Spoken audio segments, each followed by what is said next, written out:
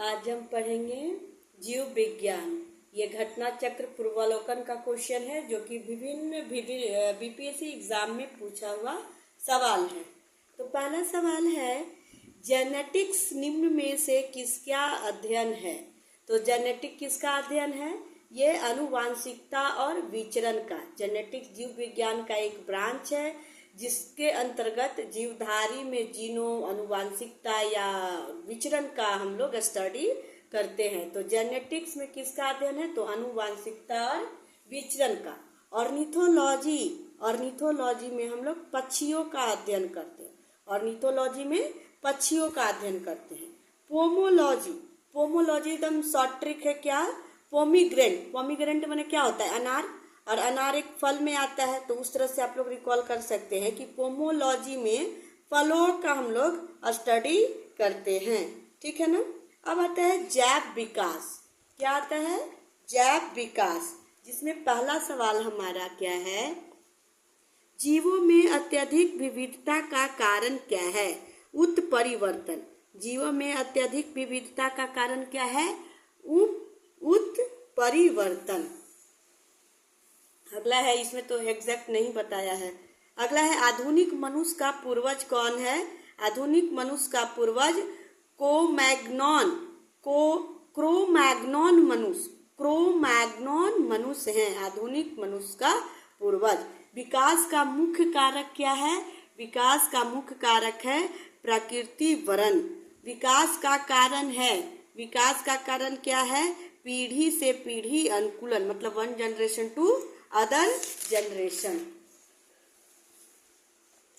Next आता है, जहाँ जीव रहता है उस सटीक जगह को क्या कहते हैं? आवास कहते हैं। ठीक है ना। जहाँ जीव रहते हैं मतलब हैबिटेट।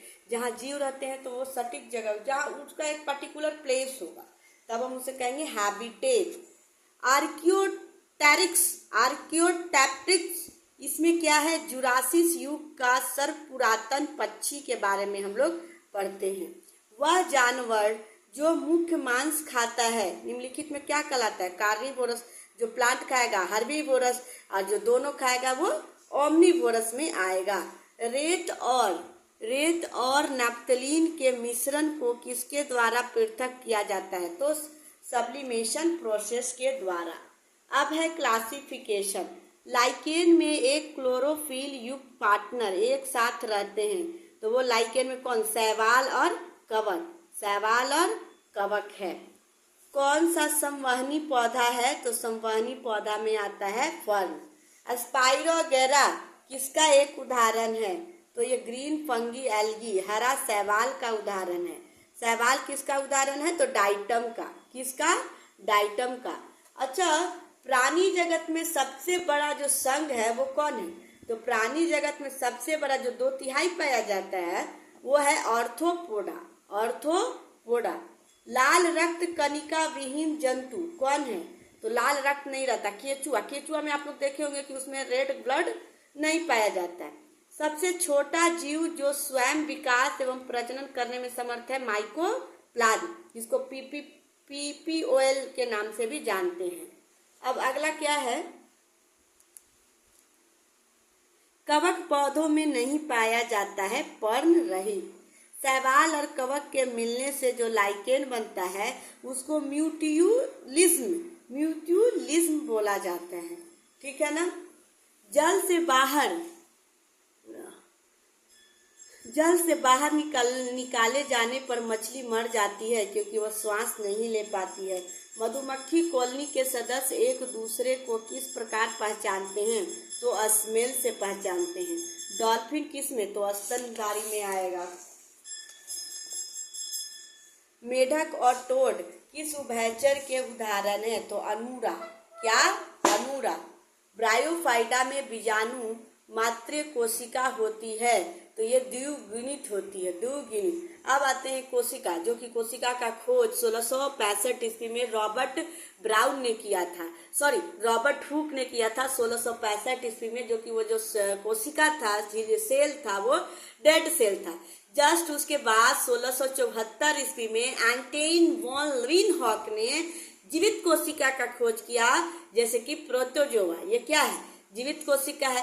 देन उसके बाद 1838 में स्लाइडन आए जो प्लांट्स पे बताया है कि सेल प्लांट सेल, और 1839 में आते हैं स्वान जो उन्होंने एनिमल सेल के बारे में बताया, ठीक है ना।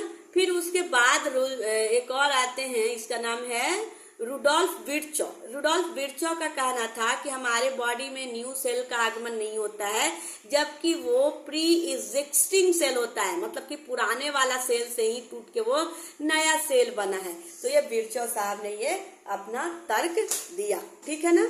अब आगे पढ़ते हैं। कोशिका का शक्ति स्रोत तो power house of the cell पता ही है, माइटोकॉन्ड्रिया। ये सवाल हाल फिलहाल कहीं एग्जाम जो 10 मई को हुआ था ना विधान परिषद, उसमें ये आया था, power house of the cell mitochondria. किसकी कोशिका में कोई एंजाइम्स नहीं रहती? तो विषाणु में, वायरस में कोई एंजाइम्स नहीं रहती। 80% से अधिक सेल में पाए जाने वाला पदार्थ क्या है? जल। फिर अब अगला आता है तो इसमें होगा कोशिका झिल्ली। आम के पौधे और बंदर दोनों के कोशिकाओं में पाया जाता है। अनुवांशिकता, तो ये लैंगिक जनन का सिद्धांत किसने दिया था? तो पता ही है, मेंडल साहब ने दिया था। अनुवांशिकता शब्द मुख्य रूप से संदर्भित करेगा किसको? तो अनुवांशिकी को, ठीक है ना। कौन सा क्लोरोप्लास्ट का एक लक्षण है जो उसे स्व प्रतिकृति के योग बनाता है? तो डीएनए आरएनए दोनों की उपस्थिति। डीएनए का खोज कौन करेगा? इसमें आ जाता है जेम्स वाटसन, और ये क्रिक भी आता है, इसमें एक ई ऑप्शन हो जाएगा। एक पीढ़ी से जीव कोशिकाओं में अनुवांशिक लक्षणों के नियंत्रण में कौन सा उत्तरदायी है? तो वो डीएनए, पता ही है, डाई राइबो न्यूक्लिक एसिड उसका फुल फॉर्म होगा। यह पीढ़ी से दूसरी पीढ़ी में वंशागति के अध्ययन को कहते हैं, क्या कहते हैं? अनुवांशिकी, पढ़ा चुके हैं। डीएनए को किसके अंतःपात में बनाया गया है? आर्थर कॉर्नबर्ग के द्वारा। डीएनए डबल हेलिक्स संरचना की खोज James Watson and Francis Crick ने किया।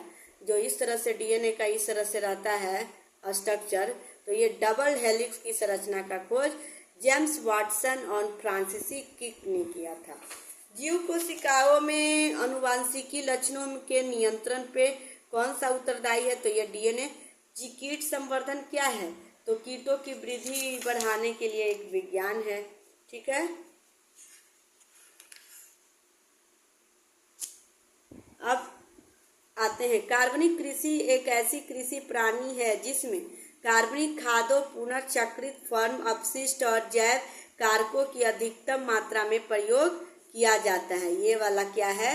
ये कार्बनिक सेल्स के बारे में बताया है। अब इसमें आता है कि उदाहरण से जैविक उर्वरक का सही उदाहरण बताइए।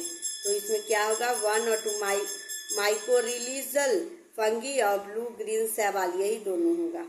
गेहूं की खेती के लिए कौन सा उर्वरक का उपयोग करेंगे? नाइट्रोजन। कौन सा?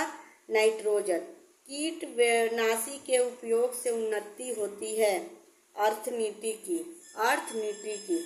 कंगाल के वे हिस्से जो मनुष्य हड्डी की तरह सख्त नहीं होता और मोड़े जा सकते, कार्टिलेज। कान में भी होगा कार्टिलेज, देख सकते हैं, इसको मोड़ सकते हैं, तोड़ नहीं सकते हैं। मानव शरीर के मांसपेशियों के बारे में कौन सा गलत है? मांसपेशियां केवल हड्डी को धक्का दे सकती है। मांसपेशी में संकुचन प्रोटीन एक्टिन और मायोसिन है। एक्टिन और मायोसिन। मानव शरीर के किस अंग कला कोशिका पाई जाती है? एक से अधिक वाला है। उर्वरक ऊतक, एपिथेलियल टिश्यू। वयस्क मानव की हाथों और पैरों की हड्डियों की संख्या मानव की सभी हड्डियों की संख्या के लगभग कितना प्रतिशत होती है? 50%। हड्डियों की पढ़ाई, तो ये बताया है ऑस्टियोलॉजी। हड्डियों की पढ़ाई किस में आएगा? ऑस्टियोलॉजी में आएगा। केशेरुक रज्जु में कितने जोड़ी तंत्रिका निकलती है? तो 31 जोड़ा। मनुष्य के जीवन काल में 5 बार 20 ऐसे दांत होते हैं जो 2 बार विकसित होते हैं। मनुष्य की खोपड़ी में कितना तो है? कुल संख्या तो ऐसे 29 है, लेकिन फिर दिया नहीं तो नन हो जाएगा। मनुष्य के शरीर में पैर की हड्डी क्या होती है? एकदम सॉलिड होती है। 20 वर्ष की आयु में मानव शरीर में हड्डियों की संख्या 206 हो जाता है। मेरे में भी होगा 206। अब